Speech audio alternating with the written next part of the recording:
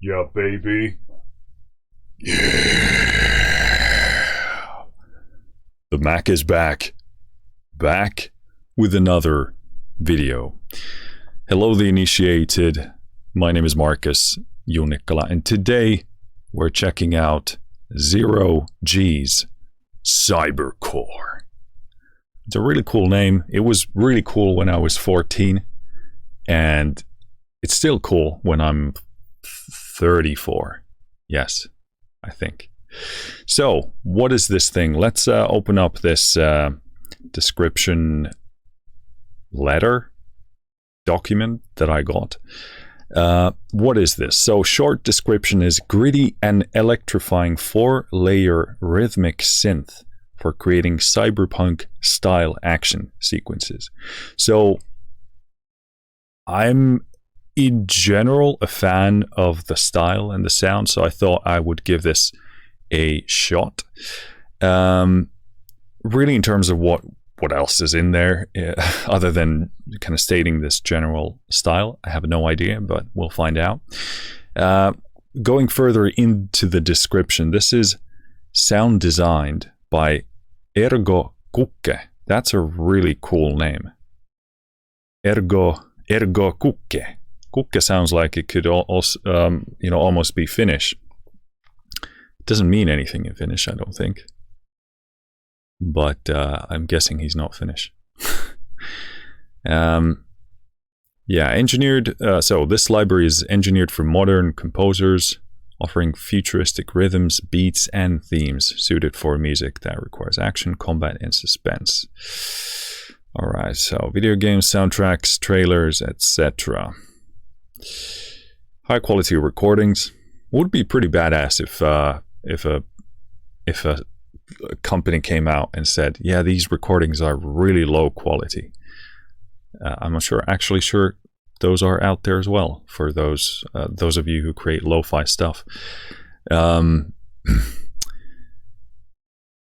yeah, but it seems like it's recording based, captured through multiple microphones, enhanced by synthesizers, effects, and Ergo Kukke's. I'm going to say it the Finnish way.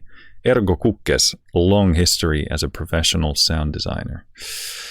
Looking for the perfect sound, Ergo has recorded abandoned buildings, hospitals, and munition warehouses. Geez, Ergo, you have to stay safe. Demolished 2 cars. What was the budget for this? Nature. So you're going from ammunition to demolished cars, and then nature. Many musical instruments and drums, made his own drums, and synthesized a library of effects, drums, Atmos, etc.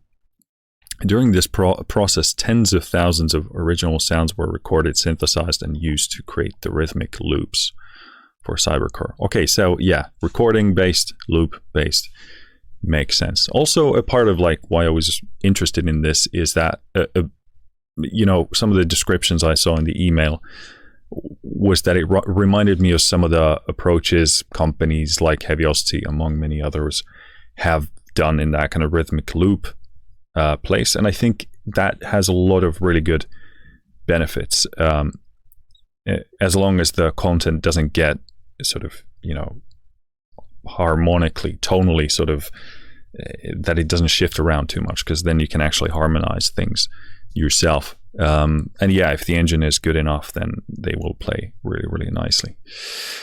So 4 layers allows you to blend over 280 sound sources, spanning categories such as basses, glitch effects, drums, melodies, synth sequences, and more. So I was kind of surprised that it does have drums. I thought this would just be kind of like a synthy-based thing. I did expect a bit of percussive elements, but it seems like there's actually like proper drums in there. Let's see if we have any other 132 custom designed snapshot presets. Okay, so it should be something we can go through. Inspired by futurism and cybernetics, like seen in Cyberpunk 2077. Ergo pushed himself, I don't know why I pronounce it like that, further to do something musically daring and new. A loop cannot just be interesting, it also must be useful. And there's plenty of that in Cybercore. Cool. So this is 1.39 gigs, 1.39 gigabytes, 48 kilohertz, 32-bit samples. Okay, cool. So this is kind of a very light footprint. Like we said, 132 snapshots. These are divided into action, tensed, sneaky, and freaky folders. And then you got instrument categories or sound categories: bass, drums, glitch, hits, layer, melodic, percussion, time, and runs. So in a kind of typical 0G fashion overall, you tend to get like a lot, at least like in terms of width, you tend to get a lot in these. Like with Kepler and obviously the Aethera series, they just like, they have things in there you would never presume. But I will say that it hasn't been like a filler approach. Like the consistency and quality has been very positively surprising for me. Well, not surprising because I didn't have a baseline for that assumption, but you get the idea. Cool. They talk a bit about some of the engine stuff here, but I think that's it for that forward letter. I think we can have a look at this manual here just a bit to make sure we cover our bases. The installation was quick. Snapshots, you just had to copy a folder and put it in the right place. I don't know if that's different for you purchasing this because this was like a pre-release version, but I think it, yeah, I mean, if it's in the manual, seems the same way. We have the interface here, which we'll touch on a bit. You know what, let's just jump in there because I think it's more useful for me to kind of share my thoughts on this as we sort of go through this ourselves. So first things first, this interface, is it like, I think I want to say like 90s look, very 90s. I will say it's quite dense at a first glance. A lot of knobs, a lot of areas here. It kind of goes hand in hand with interface design of that time. I think I'm thinking right if I say 90s. Yeah, I think so. So it kind of goes also artistically with the vibe that they want to go. Whether it's too much in terms of like navigating this, I don't know, but we'll find out. So clearly in the middle here, in the top middle, you got these 4 zones, which they talked about. We got power buttons for those, so clear enough. And in here you can open these ones and choose, appears like any of the layers to open up there. Okay, cool. So we got a drum layer, percussion layer, and a percussion layer. Okay, so 4 percussions there. Cool. And then for each source, you got source 1, source 3, source 2. Okay, so they're just right next to the zone. So that's easy enough. You got EQ, envelope, filter, and volume. Okay, easy enough to follow. You got this source movement thingy-majingy here. I actually like this graphic in the back. It kind of gives actually a very fitting look for the time period if you were to go for like that kind of a 90s toy vibe. So I'm kind of warming up to this interface. At first I was like, ooh, that's a lot. That's a lot and maybe a bit too dense. But once you actually look for something here, it's pretty easy to find. I actually really like this, the look of this here. So you got 2 different XY zones. You got filter movement. Ooh. Okay, so you can do that for each and every single one of them. Interesting. Wait, what does that? I don't know what that button does. Okay, so resonance and frequency, and then you got source movement. So you can presumably kind of blend between these two. Okay. And then you have controls, presumably for that. So horizontal, vertical, circular. All right, makes sense. And same for that. Okay, so cool. And that was for the movement page. Then you got an effect page, modulation page, and edit randomize. Okay, cool.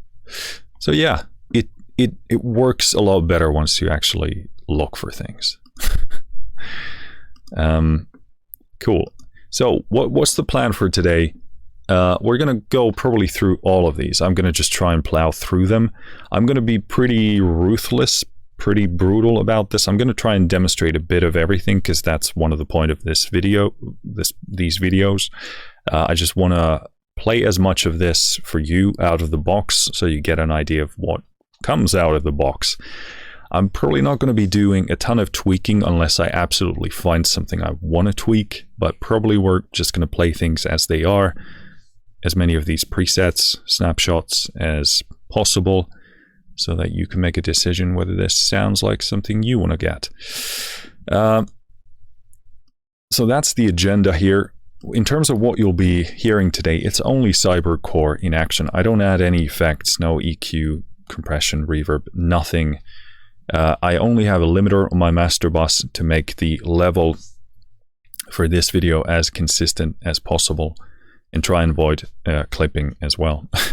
But that is set to be as transparent as possible, so you shouldn't really hear much, if at all, coloring here. Also, this is probably pretty loud based on a single note that I played just as I was setting up for this recording. So I don't know how much of the limiter we're going to actually be pushing here, but just so you know.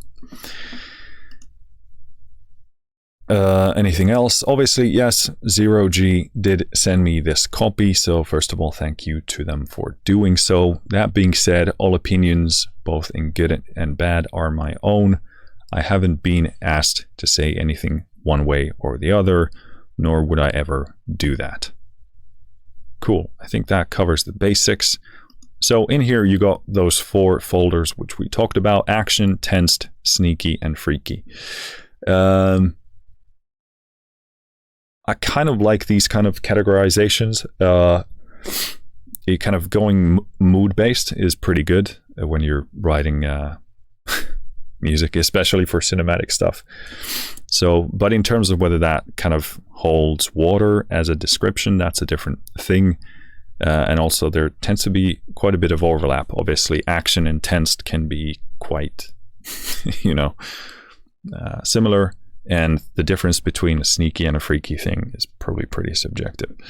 But let's start with the action one. We're going to go to the first preset, which is armored and ready. And like I said, we're probably going to go pretty fast because we have quite a few presets to go. So I'm only going to stop and play longer if I find something that particularly speaks to me. So let's get going.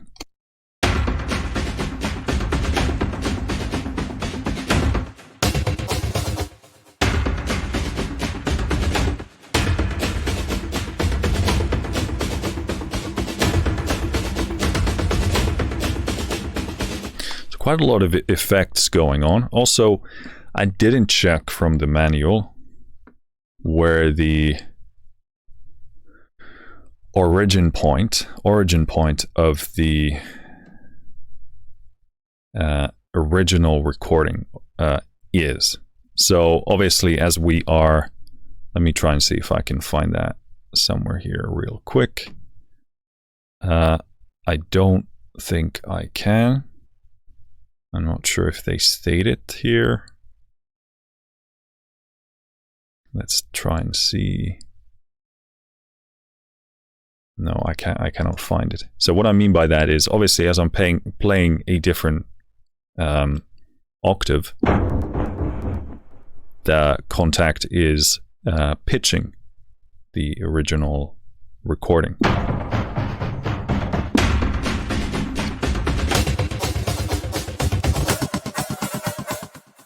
So you can clearly hear the pitch shifting happening here and here also. So usually the center is either kind of a middle C, which sounds, could also be A sometimes. That could be useful to color code here on the keyboard interface. It would be nice. A lot of companies do this, and I think it's a good principle, because then you can go to the original source and see, you know, what it's like. Cool. Let's move on.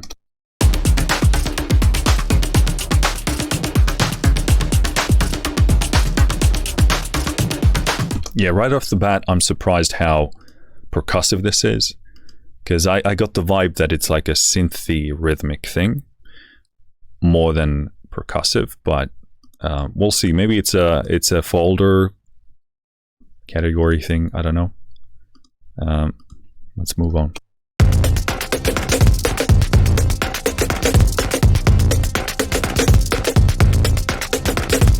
That has a really nice groove. Kind of reminds me of some of the Teletone audio programming thing. Obviously, how should I put this? They exist elsewhere as well, but like a pretty high level percussive flow there.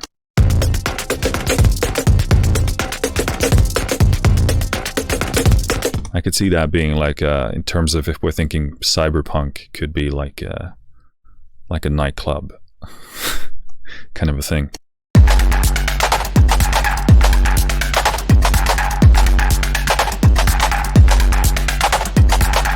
Yeah, pretty loud out of the gate. Oh, this is gained. Okay, let me bring the gain back to 0. I don't know if that was like that by default, but yeah, you got to be careful with the volume and your gain staging.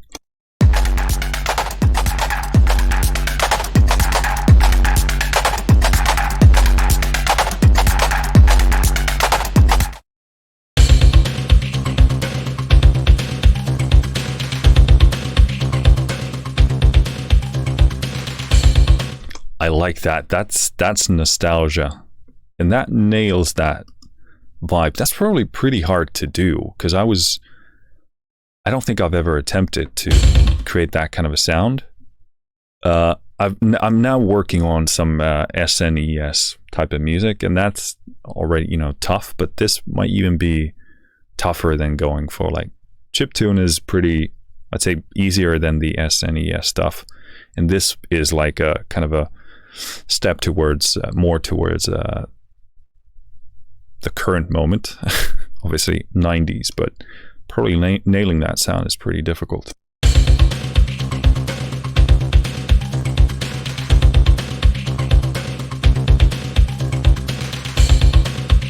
Yeah, good imaging, good sense of space. That really takes me back, I will say.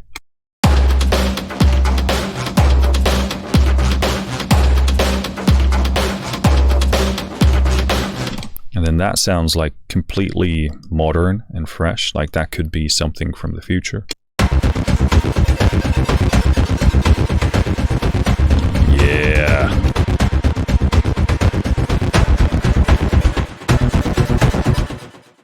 Okay, so the volume here is quite loud.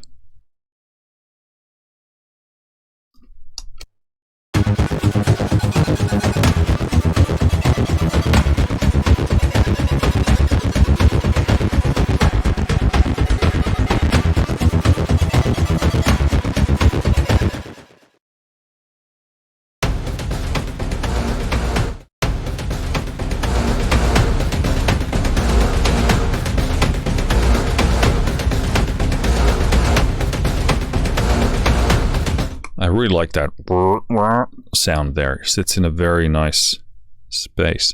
Pretty impressed by the imaging of this so far. Very meticulously placed stuff.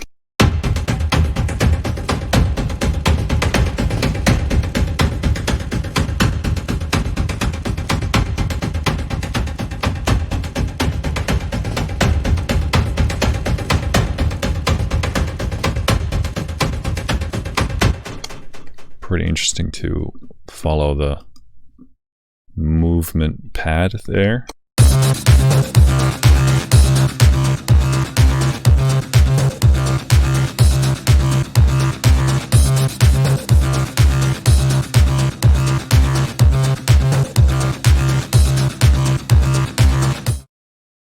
Again, impressed by the way it some of these sounds really nail that 90s sound really well, but it manages to be kind of still fresh.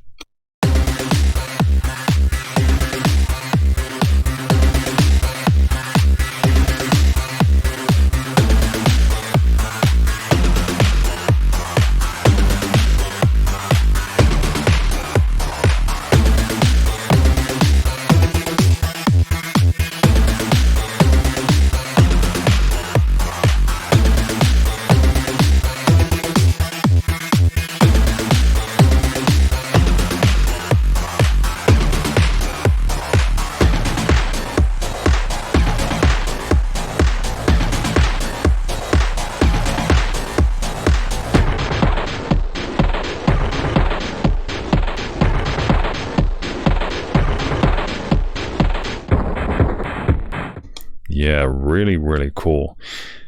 Initially, like if you have this complex material and you wander higher up from the point of origin, which I guess is this C here, you start to hear it kind of struggles to strain itself. Obviously, and a part of this is you need to then solo the elements that you actually want to pitch, because you wouldn't have to pitch all of these. Like obviously many of them are percussive, and they start to sound weird or different if you pitch them.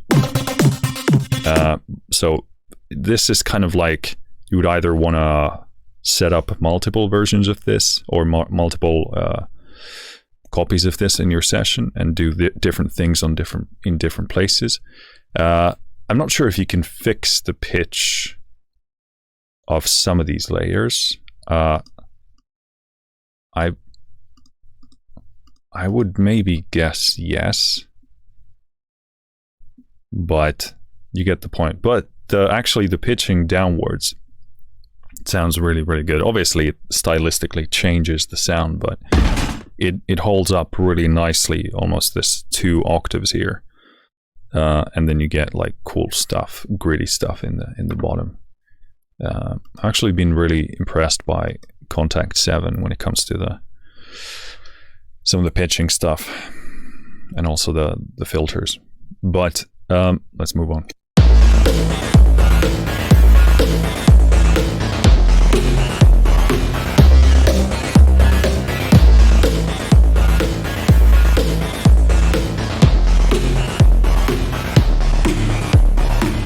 Like there, for example, would be perfectly, obviously you need to pitch the synth so that it plays a different note, but I wouldn't pitch all of that percussion as well. So now it's tracking the pitch as well, but I would rather have it fixed.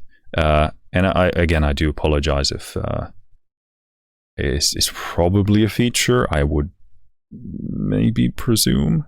Seems like something that would be pretty useful.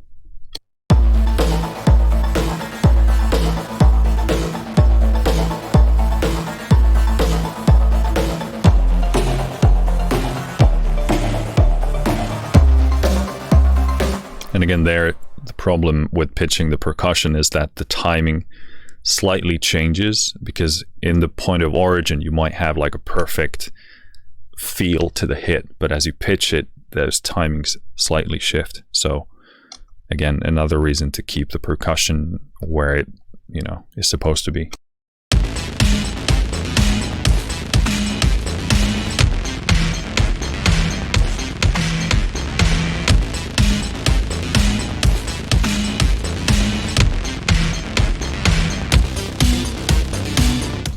So there, a bit of a sequence there. I actually like that. It's a simple enough sequence that you can still work with it. Yeah, I'm pretty impressed how that percussion is hitting as well.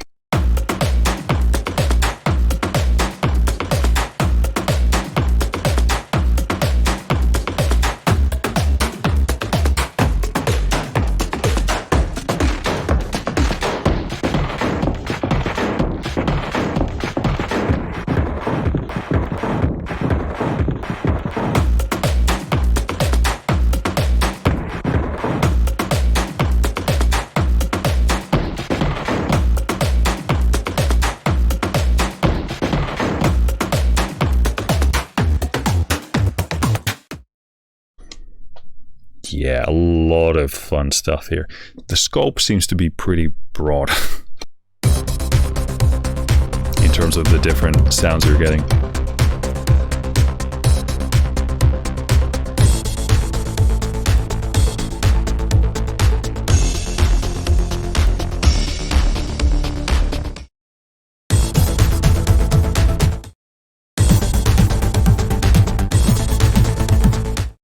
Yeah, so it's definitely I would definitely have multiple iterations of this in my session to control things in terms of I don't want those drums to really follow that pitch. And just like first glance, I don't see how I could fix it. I presume there is a way. I don't know what this control. Let's have a look. What does that do? The manual, by the way. Okay, so the first one is pitch shifting and panning. Okay, so the first one on the left, this number here, is pitch shift. But as far as I can tell, I can't just tell it to. It will still follow the pitch tracking on the keyboard, even if I pitch it in the sample zone. So some kind of another solution must be the answer.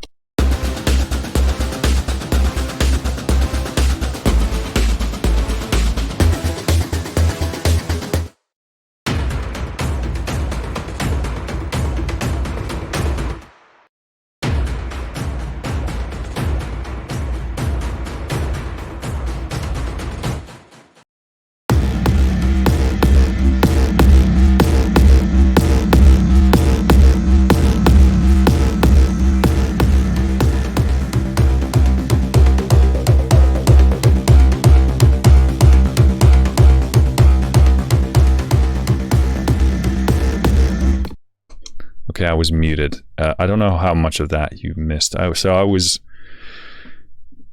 trying to adjust the sample loop time, just doing a part of it.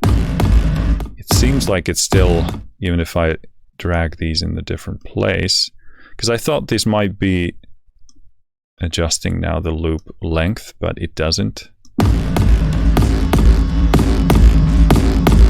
Yep, so it's something else. I also don't see a way to drag anything else here. So I don't know what it does. And I cannot seem to drag anything else.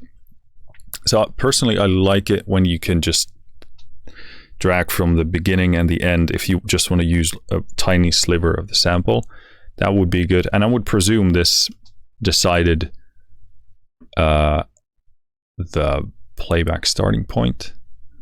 But I don't know.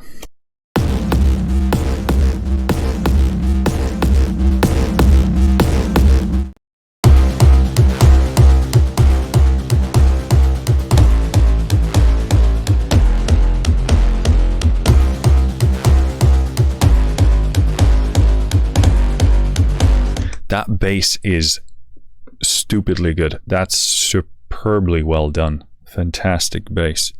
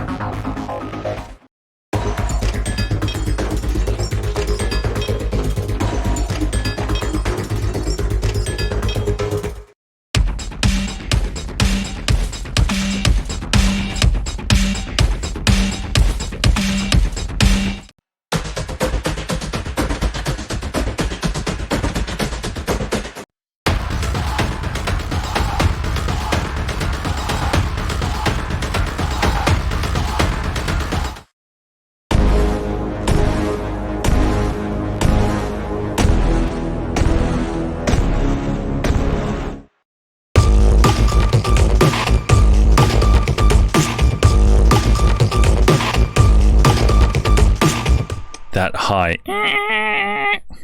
I'm sure I nailed that sound. Super good.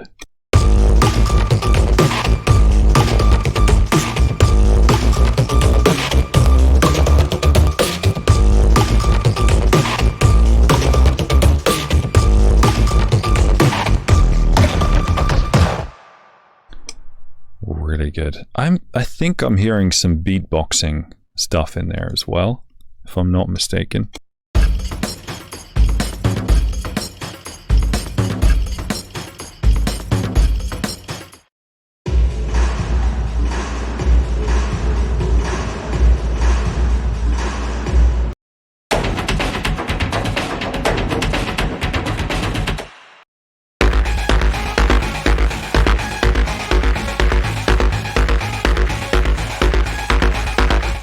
I love all kinds of those squeaky kind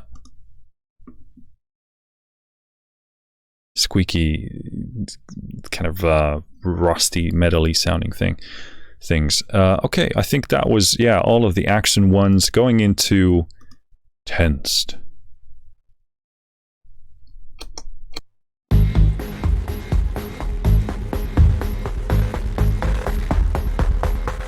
One of the things I noticed is that when you load a different snapshot, it doesn't immediately load the samples here to be visible.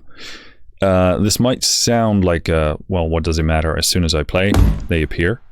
But it does matter. If you're super familiarized with a library, like I think something like Damage 2, for example, is a really good example of this, because I actually recognize some of the loops based on the visuals. And even if I don't, if I'm looking for a certain thing, looking for a certain kind of a snippet of, let's say, a percussion loop or something like that, I know I'm looking for a hi-hat, that hi-hat looks a certain way on that waveform display, or I'm looking for a kick, or looking for a snare. If you work with audio a lot, you will learn what stuff looks like and what it sounds like based on the way it looks. It's not like 100% art for sure, but it's an experienced audio person will be able to tell a lot from the waveform alone. So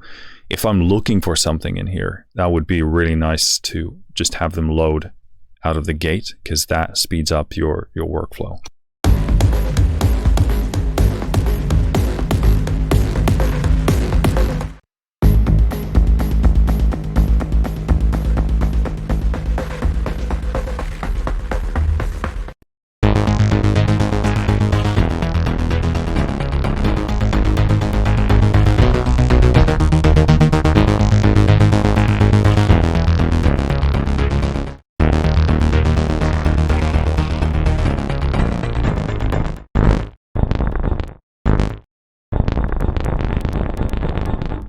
Sounds like a trip to the bathroom, that low note.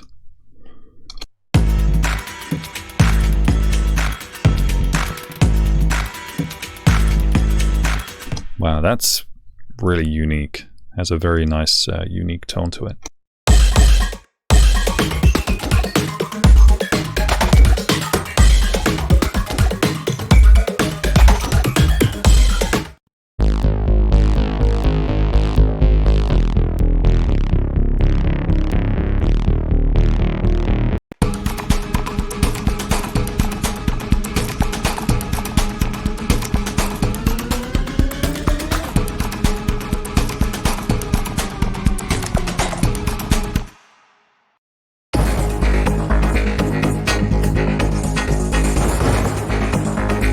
Man, these synthesizers are super good. So far, I haven't heard anything weak or bad, to be clear, but like some of those synths, like those low basses and those kind of gritty, weird, higher up synth sounds, it's just, these are really good.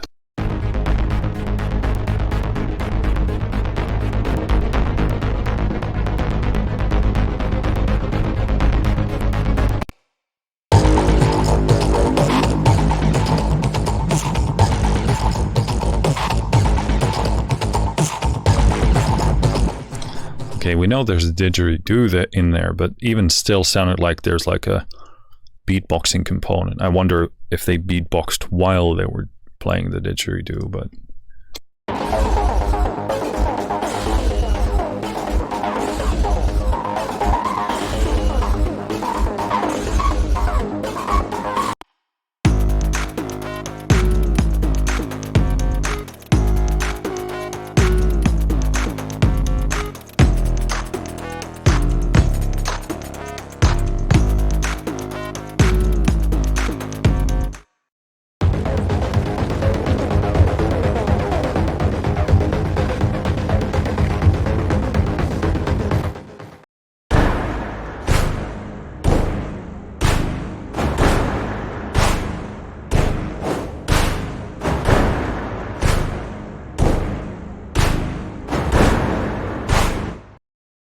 Yeah, I'm really impressed by this sound design work. The scope is really broad. It's all sounding really, really solid.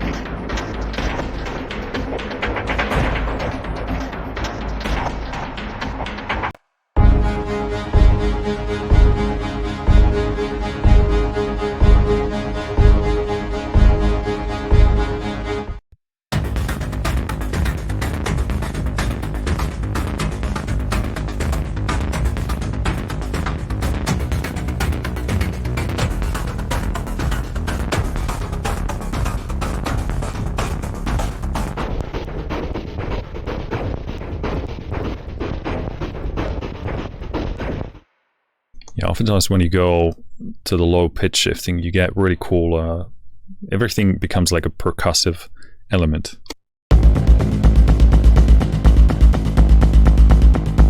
Oh, that low end is kicking so nicely.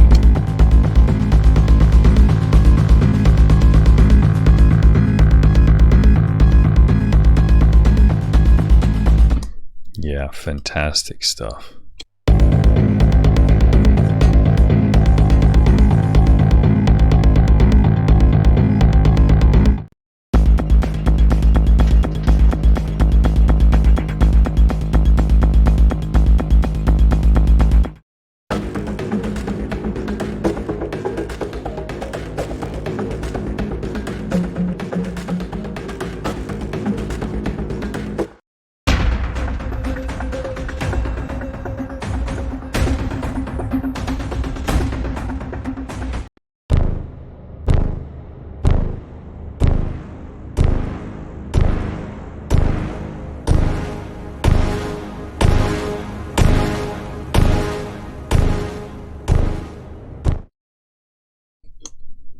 What happened there? I seem to have gone unconscious for a moment there.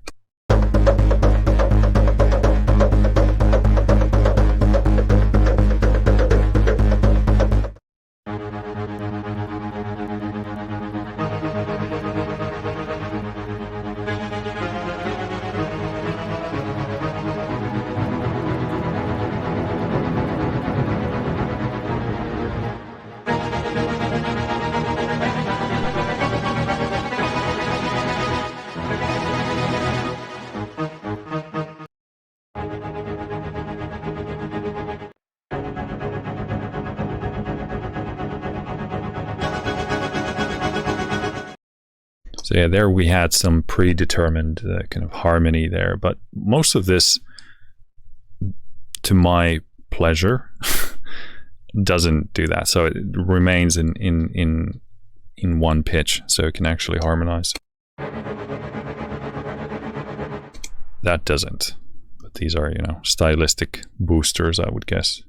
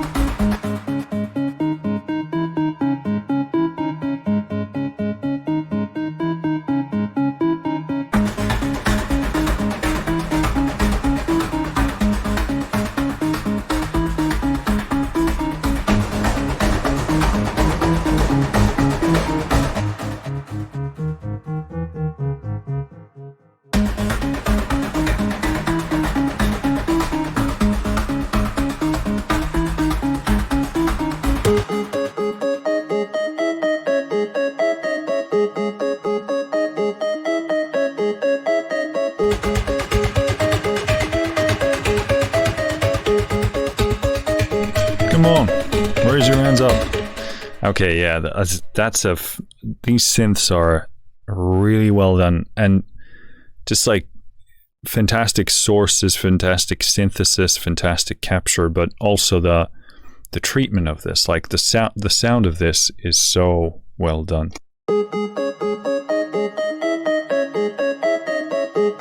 All the effects, that slight octave lower thing, that's super cool.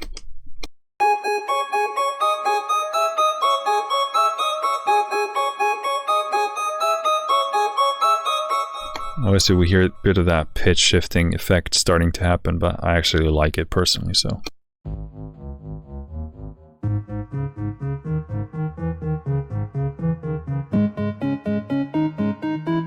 Yeah, that's also a super cool sequence. Very, very, very nice.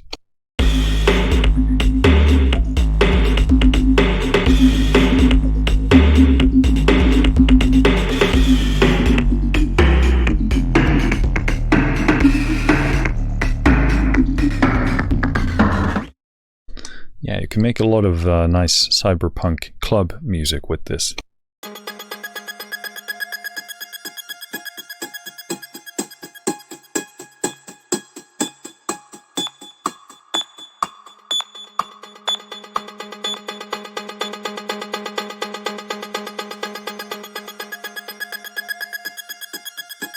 This is super cool. I mean, obviously here in the source movement, you can see how this is kind of cycling through these different samples. Fantastic sound design stuff, fantastic sources, very creative, evocative.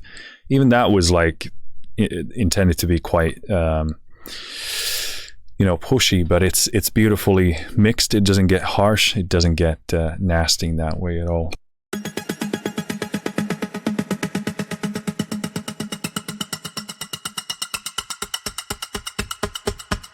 Again, all of this shows the power of this XY movement thing. I think this happened kind of the same observation for me. I don't use these things a ton, and I clearly should.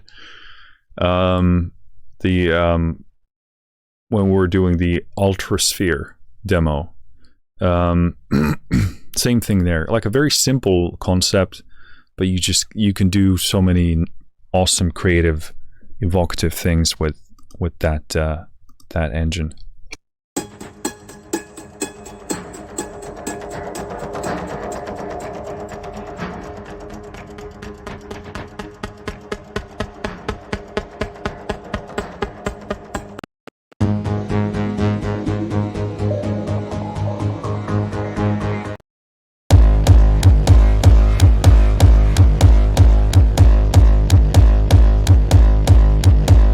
That bass is perfect. That is so good.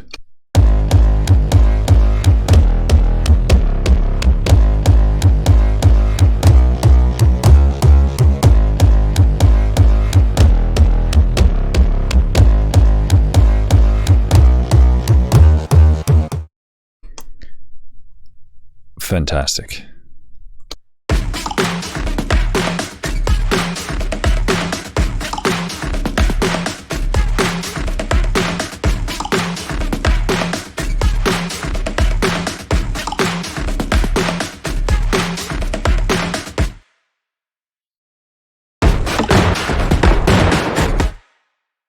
Too much. Yeah, this is like super creative. I can imagine like in the future of a cyberpunk world, in a weird fucking nightclub, and where music has gone crazy. Well, no, but it sounds super, super fun, nice, quirky. So I can see that playing in a cyberpunk nightclub. Going into Sneaky folder.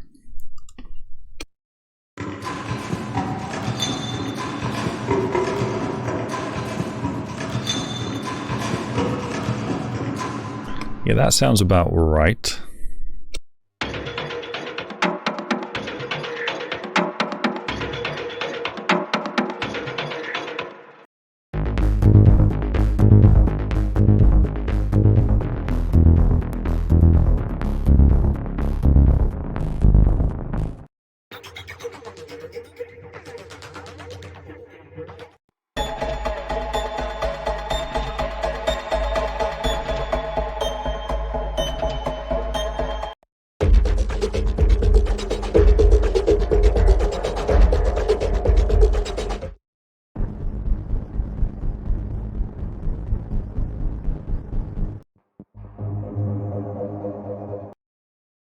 some of these have like a, because that sounds phasey to me, like it's kind of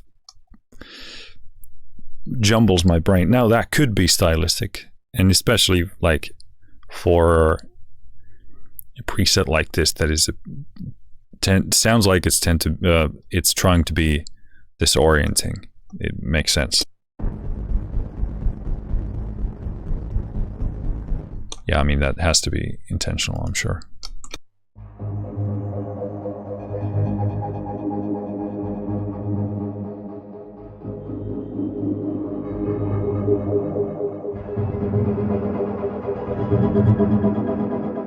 That was the limiter clipping. Obviously, with this approach, as you begin to stack notes, it will affect volume. So you'll have to tweak things in such a way you don't blow out whatever shouldn't be blown out.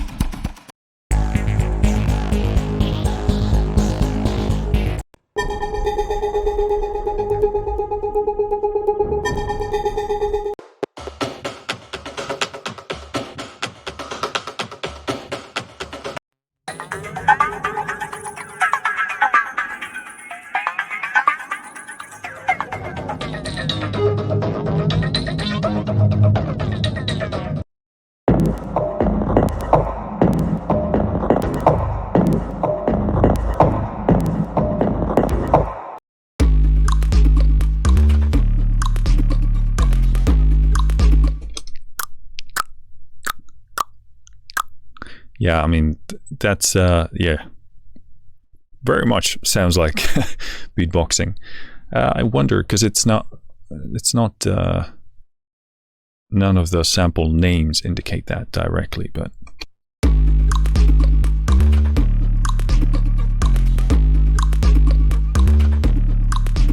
But it's really cool. I think it fits the style here very nicely, and also super rare. I don't think I've ever played a beatboxing sample library per se.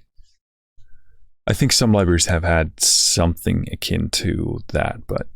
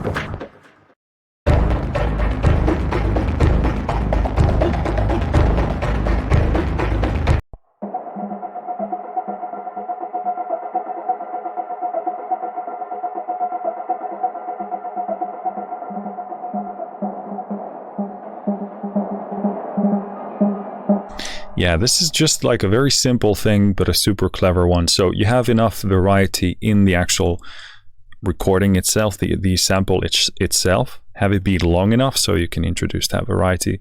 And then this X and Y thing, just subtle movements, it adds so much depth to this. Not like a super high-tech solution, but it works so well.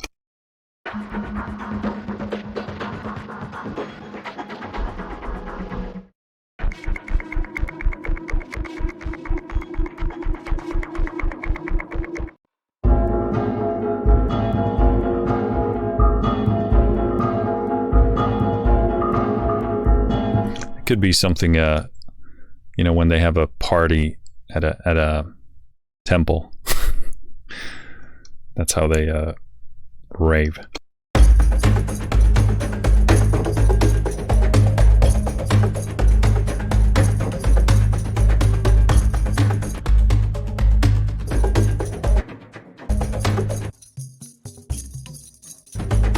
Yeah, loving that. It sounds like you got a bunch of keys in a chain in your pocket.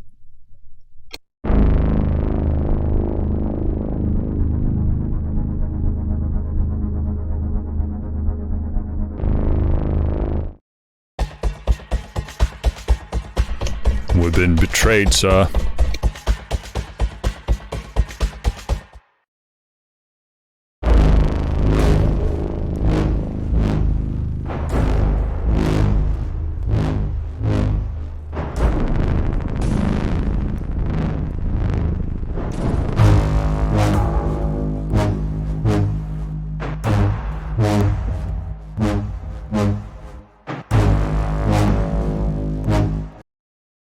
Yeah, that was super, super cool. All right, looks like we're going into the final folder. This one's called Freaky.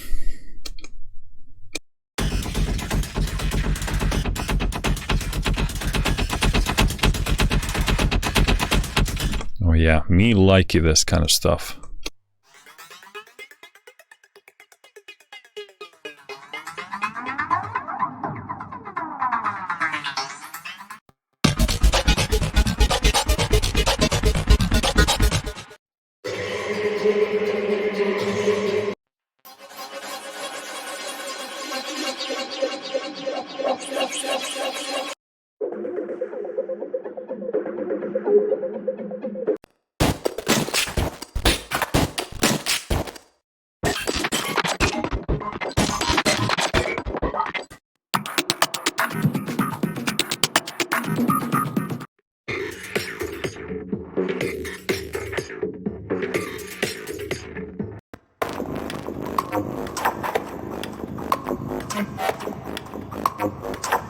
It sounds like the beatboxing stuff is in there again.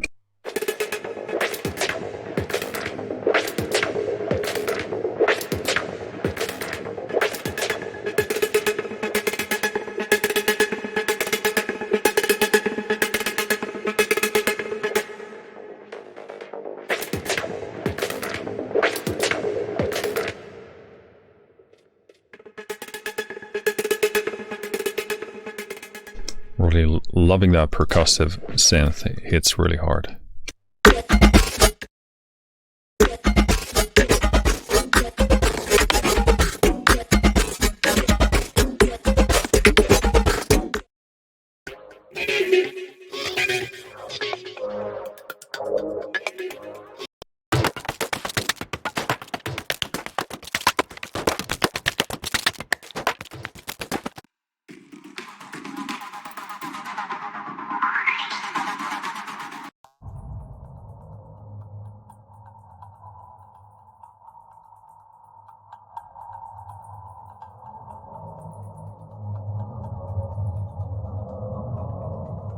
Yeah, this one straight up dark ambient suddenly.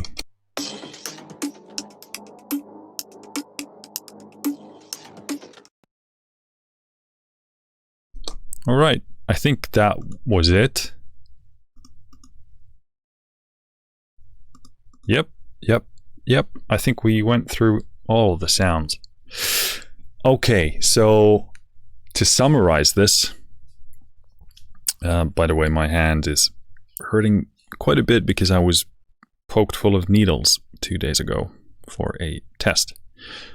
So let's massage it as we wrap this up. So to summarize, first of all, again, I want to touch on the interface. It definitely grew on me. Like, I actually dig it now. I mean, at first you look at it, you're like, oh, it looks old and cluttered.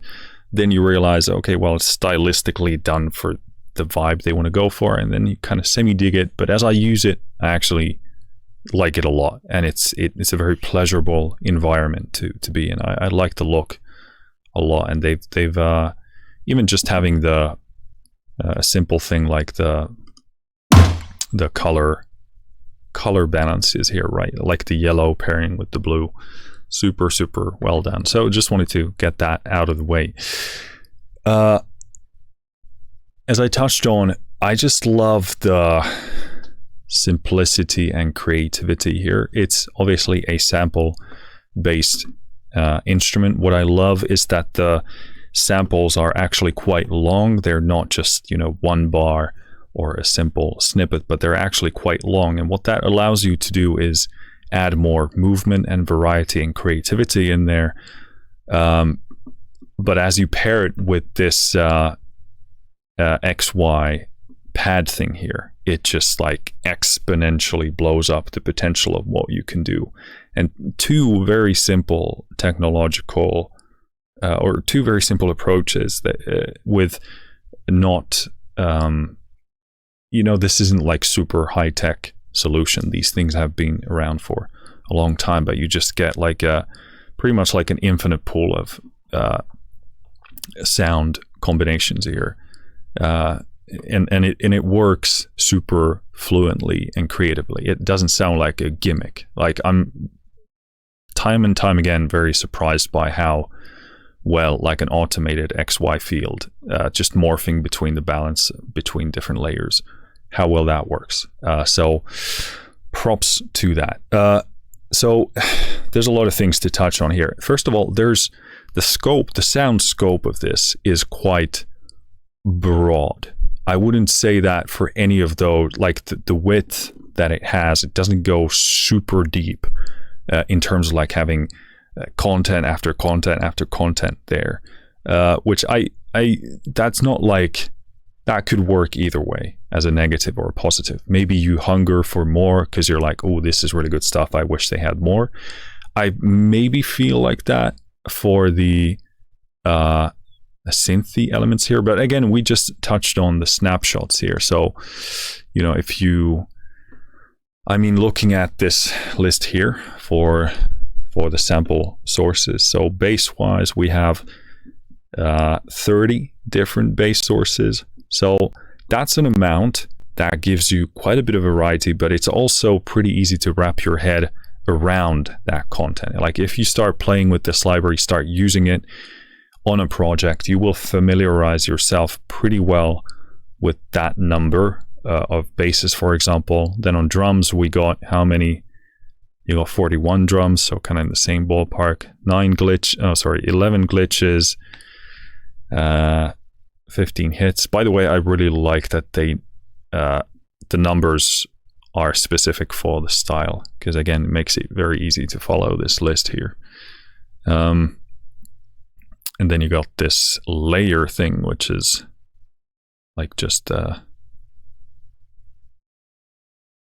I guess they didn't fit any other category. I guess it could be more useful to name it more accurately, but melodic, cool, percussive, yeah. So it's, I would have to use this for longer to kind of say whether I want it to have more content or whether it's a good amount, but it's also, you got to put that in relation to the price, which again, US dollars, $65.95, and euros, 60 euros and 95 cents. And 3-week intro price, 20% off, which makes it around $52.95 or $48 euros and 95 cents. These are rounded numbers, the intro prices. So it's a very affordable library. I think that, like, in terms of the value proposition here, it's really, really, really good. Again, this is like a very specific library offering you a specific thing, but what it does that really, really well. So this is seems like kind of a precision type of thing. There's not endless amount of depth to it in terms of the amount of content here, but it's more like a custom, finely tuned thing to do this one task. So there's so many things I want to touch on this one. So going with talking about what it can produce. Like, first of all, I'm super impressed by the sound design here. It is really, really, really well done, and I love that it's creative. There are weird, quirky things in here that are super creative and inspiring. Then you have this kind of futuristic, what I would call like cyberpunk nightclub type of a sound, and then you have those 90s sounds that clearly go for nostalgia, Not all of it. It was actually just like a few sounds here and there, or a few snapshots, I should say, that clearly went for that nostalgia. And then we went like cinematic, talking about like really, really well done cinematic hybrid type of stuff. And then just the percussive side of this can work in so many different things. Obviously for the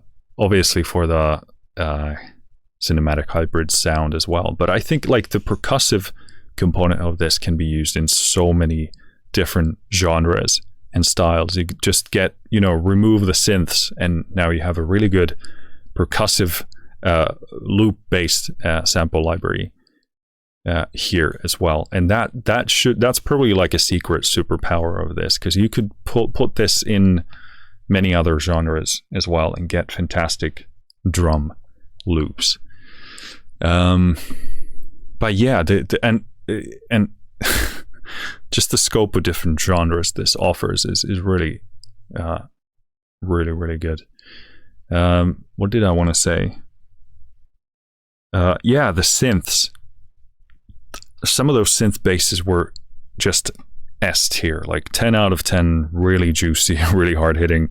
Loving the weird kind of grinding metallic type of synths, the kind of weird, not squeaky noises, but these kind of noisy synthy things. Just fantastically well done.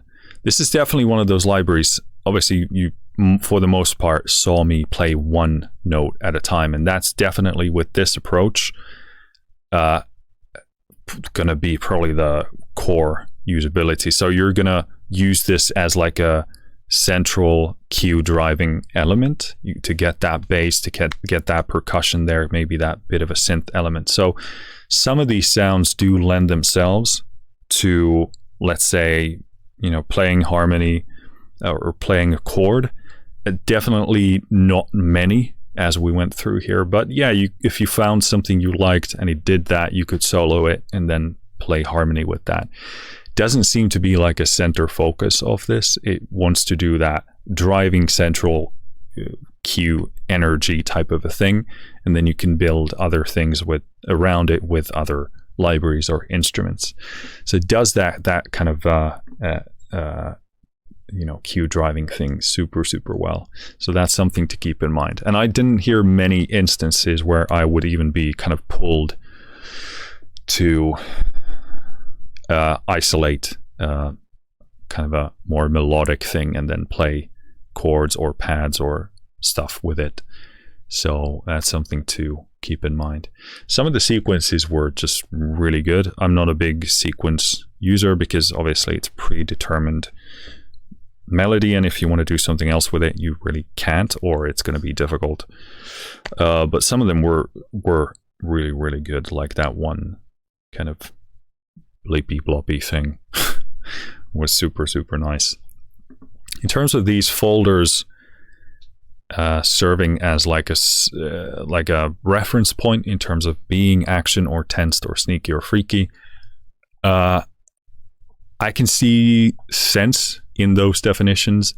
I definitely also see a ton of overlap, so don't be too afraid to wander into a different folder and look for what you're looking for, because they're not like, I wouldn't say they are absolute by any standards. They definitely have a ton of overlap, so don't be fooled by that. And obviously we didn't even just do our own combinations here, because you obviously can and should do that, but this video is more like to demonstrate what this does kind of out of the box with these snapshots. Does that touch on all of the things? I'm trying to go through these to kind of summarize. But yeah, it's a fantastic sound design. Again, I'm super impressed also by the mixing here, because we did have a lot of very sounds that are far edgier, but they don't get harsh. These are super well mixed and put together. Great sound design, and everything that is here does it like super well. The cinematic driving things were super nicely balanced. Everything is so super intentional.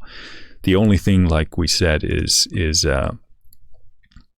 the depth of how much of that content is here is definitely limited by the footprint of this, which was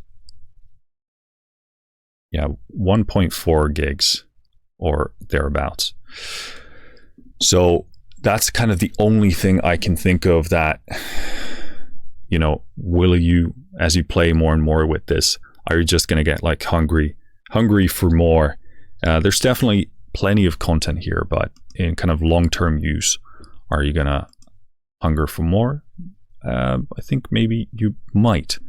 And then I guess you'll buy CyberCore 2 or something like that. But yeah. And obviously, if you don't kind of like this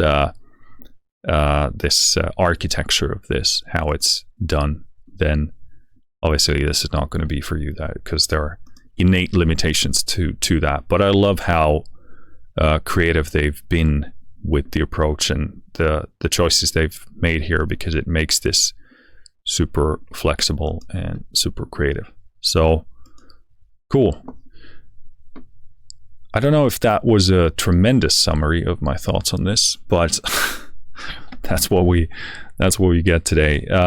Really, really great work. I think it's excellent value for money if you're looking for super well done kind of cue driving center points that hit hard. And if any of those like nostalgic 90s or futuristic cyberpunk or cinematic hybrid music or any of these weird kind of more quirky things it does, if any of that speaks to you, then I think this is a kind of easy decision to to go and get. Just wanted to touch on the intro price period. So 3 weeks intro price is 20% off. So that's going to end Thursday, 12th of September. So that's the amount of time you have to decide whether you want 20% off or whether you don't. And cool. I think that's it for today. If you got this yourself, let me know what you think. And of course, let me know what you think of this video down in the comments. Thank you for listening. Thank you for watching. I'll see you next time. Finished.